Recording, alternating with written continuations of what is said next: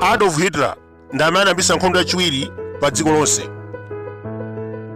1945 analuza komanso anadziwombera yekha kuopa kugwidwa. Itatha nkhondo, abale ake ambiri anasintha mayina. Iyeyu ankachokera ku Austria. Mudzi wa kwawo komanso achibale amakhala komweko. Mu nthawi ya nkhondo, Russia inalanda derali ndi kupha anthu onse amene amaganizira kuti anali abale ake Adolf Hitler. Opulumuka anali okhawo amene amakhalira ku Germany ndi mayiko ena. Alongo ake odziwika bwino analipo awiri, Paula ndi Angela. Paula anali osakwatiwa komanso analibe mwana. Angela anali ndi ana atatu. Anamwalira 1949 atadwala stroke. Ana ake onse ndikunena pano anatsikiranso kuli chete. Mmodzi wamkazi anadzipha 1931. Elfrida anamwalira 1993. Komanso panali mnyamata Rudolf Jr. ameneyu anali msilikali wa Germany. Amathandiza mkolo wake pa nkhondo yolimbana ndi Russia. Koma mwatsoka anagwidwa 1943 ndi kumutumiza ku ndende. Anakhala ku Moscow prison zaka 10. Atamutulutsa 1953 anayamba ntchito ya uphunzitsi. Wakhala kuphunzitsa kwa nthawi yayitali ndipo anamwalira 1977. Achimwene ake a Hitler odziwika bwino analipo awiri, Hans ndi Alois. Hans ameneyu anali ndi mwana wamkazi wotchedwa Margot. Onsewa anamwalira, komano Margot anasiya mnyamata Michael. Iyeyu ali moyo, amakhalira ku Israeli. Anasiya Chikhristu ndi kulowa mpingo wa Yuda. Chimene chinampangisa kusamukira kumeneko sichimadziwika, chifukwa agogo ake Adolf Hitler ankadana kwambiri ndi Ayuda. History imatiuza kuti 6 million anaphedwa m'manja mwawo. Kuyambira 1970 Michael Marsh anasamukira ku Israeli kumene akuphunzitsa pa University of Tel Aviv. Pala asilikali ngati Yuri Chisnafut, Yerin Moore komanso Otto Skorzeny, onsewa anali asilikali a Hitler. Itatha World War II anasanduka asilikali aku Israeli. Mkulu wake wa Hitler, Alois, anali ndi ana awiri, Hans komanso William Patrick. Hans ameneyu anali asilikali amakondana kwambiri ndi Adolf Hitler. 1942 anagwidwa ndi Russia, nayonso Germany inagwira mwana weniweni wa Joseph Stalin.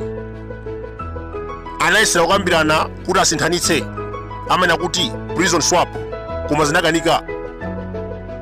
Pomaliza pa zonse, Germany inapha mwana wa Stalin, komanso Russia inanyonga mwana ameneyu Hans Hitler.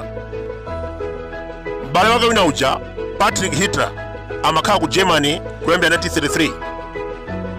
Komabe ubale wake ndi Hitler sunali bwino. Inalipo nthawi ina anamangidwapo ndi apolisi. 1939 anasiya ntchito ndi kusamukira ku America, kumeneko anapeza ntchito yatsopano. Nkhondo itayamba, America inkamugwiritsa ntchito as propaganda against Hitler. Amalemba mabuku, amapita pa wailesi ndi kumanyoza Hitler, komanso analowa usilikali ku America. Nkhondo itatha, Patrick anasintha dzina kuchoka ku Hitler ndi kukhala Houston. Poyamba amadziwika ngati William Patrick Hitler.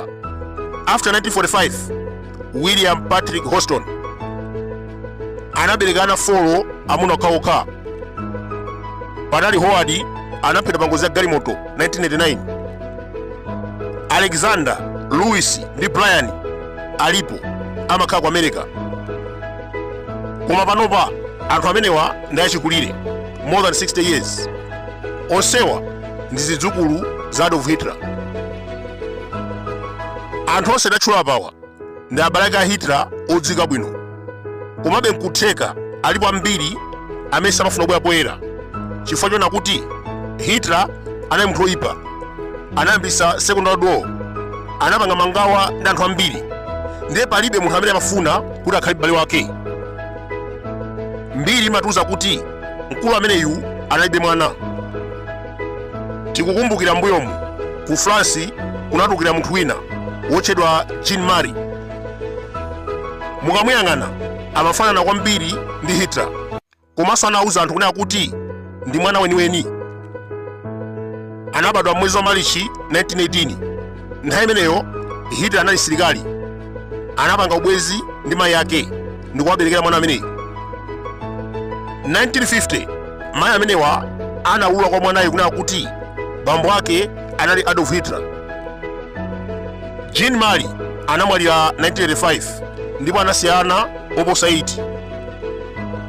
Pamene anali ndi moyo amalemba mabuku, manyuzipepala, amapitanso pa wailesi ndi kumawuza anthu kunena kuti ineyo ndiye mwana weniweni wa Adolf Hitler, tiye tiyeze DNA, koma anthu amankanira. Kumalawi kuno tinali ndi kamuzu, amatiuza kuti analibe mwana.